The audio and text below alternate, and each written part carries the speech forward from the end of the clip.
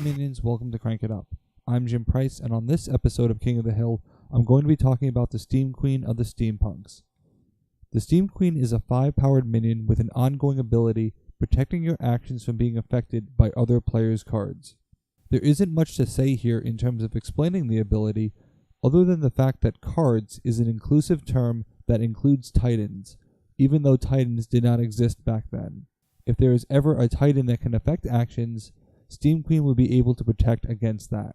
However, there is no such titan that affects actions, not even in the Titan event kit, so the Steam Queen provides no benefit there. Which brings up an interesting question. How much value does the Steam Queen actually offer? I mentioned in my disenchant video that there are very few cards in the core set worthy of disenchanting.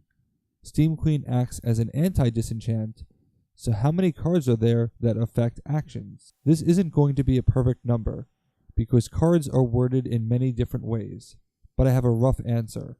I'm counting all instances of a card, such as both disenchants, as 2 cards. There are about 34 cards that affect actions in some way, one of which is Ornate Dome belonging to the Steampunks itself. So let's say 33 because I don't believe in faction duplicates. If this number is wrong, it's probably off by only 1 or 2, so I consider it to be fairly accurate. They are spread out among 22 factions, not including the Steampunks, although 2 of them are treasure cards, Potion of Paralysis and Dungeon Rulebook. Most of these cards destroy 1 or more actions. You have cards that destroy bases and all actions on them, such as Not in Kansas and Burn It Down.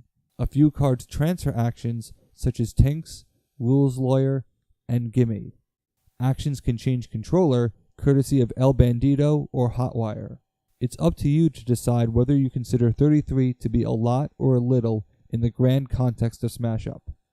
This is not meant to be an exhaustive list, but the takeaways are that actions are never returned to your hand by opponents, changed in power, or placed in your discard pile, except for possibly 2 exceptions, which I'll talk about now. The first is the classic Wil Wheaton Steam Queen debate.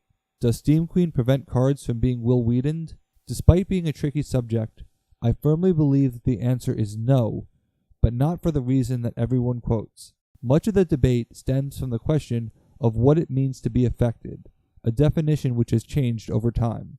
In the core set, as well as Awesome Level 9000 where Steam Queen was introduced, a card was affected if moved, returned, destroyed, or has an action attached. I'm not sure why placed wasn't included either. Note that discarded is not listed in the definition there, which means that at the time, Steam Queen would not prevent it. Later on, cancelled was added to the definition of effect, but Wil Wheaton never actually says to cancel the card, just to discard it. As of the Big in Japan expansion, however, the definition of effect was modified to include being removed from play, and the examples include destroyed, returned, shuffled, or placed, with the phrase IE, meaning that there may be more examples. Still, no discard mentioned. Most players cite that, because it doesn't affect the card, Steam Queen cannot block Wil Wheaton. Yet discarding a card seems to remove it from play, so what exactly does it mean to discard a card? Fortunately, the rulebooks provide a definition for that as well. Discard states, this lets you put a card that is not in play or has just been scored into the discard pile. It comes from your hand unless it says otherwise. Wil Wheaton says to discard the card. Since the card has not been scored, it must not be in play by the definition of discard, and if the card is not in play, it cannot be protected by ongoing abilities. Technically, this is the same as discarding actions from your hand as part of Take the Shinies. They would not be protected by Steam Queen either. Since the card is not in play, Wil Wheaton can block it, and the Steam Queen once again fails to provide some use. Whether discarding a card affects it or not ultimately doesn't matter because the card is not in play. The other question is terraforming, and this is much more complicated.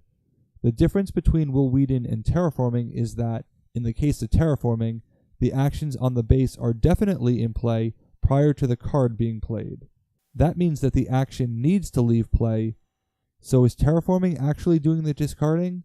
Despite the card saying in parentheses to discard all actions on it, that's more of a reminder. Terraforming is not doing the discarding. There is a general rule under the Void Where Prohibited section that when a card leaves play, any cards and counters on it are discarded.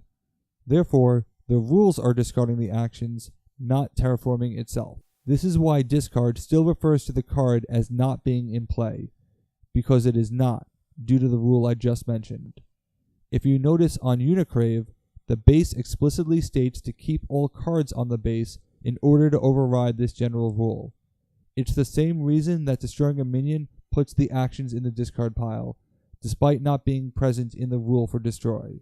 Therefore, Steam Queen cannot prevent against it either, and again it is independent of whether or not discarding a card affects the card. In fact, for the very same reason, Burn It Down and Not in Kansas will circumvent Steam Queen and discard the actions on the base when the base is discarded. Note that both say all minions from the original base remain. Interestingly, Terraforming does not say this, and that would lead you to think that Terraforming would also remove the minions. However, there is an official clarification that says this is not the case, otherwise Terraforming would be even more powerful than it is already. For me personally, Steam Queen is a boring minion that has one job, to protect actions, and fails to do so at the most critical of junctures. I personally think that the mechanic is a much better card, and that is the one I fear most of the steampunks. With 60 factions, there is a less than 50% chance that I'm playing a faction that makes Steam Queen's ability relevant, and that is unfortunate. Even if I am, there aren't many cards in those factions that make her ability relevant anyway. When I think about the Steam Queen, I tend to think that the steampunks aren't that good, when in fact they are. Given the way Smash Up has evolved, a different ability may have aged better. However, most of the cards the Steam Queen protects against were added after it came out, so who knows what would have been best for the card after all. Without their actions, the steampunks would be terrible. I suppose the worst case scenario of playing against fairies, tricksters, ninjas, tornadoes, truckers, and kaiju would make the Steam Queen very relevant, but that's about as specific as Smash Up gets. As a result, Steam Queen may very well be my least favorite king minion. I know it's definitely in the top 3, because I just don't find it to be that useful. What do you think about Steam Queen? Do you think she can be useful? Let me know in the comments. That's it for this week. Thanks for watching. Be sure to like and subscribe. Let's shut it down.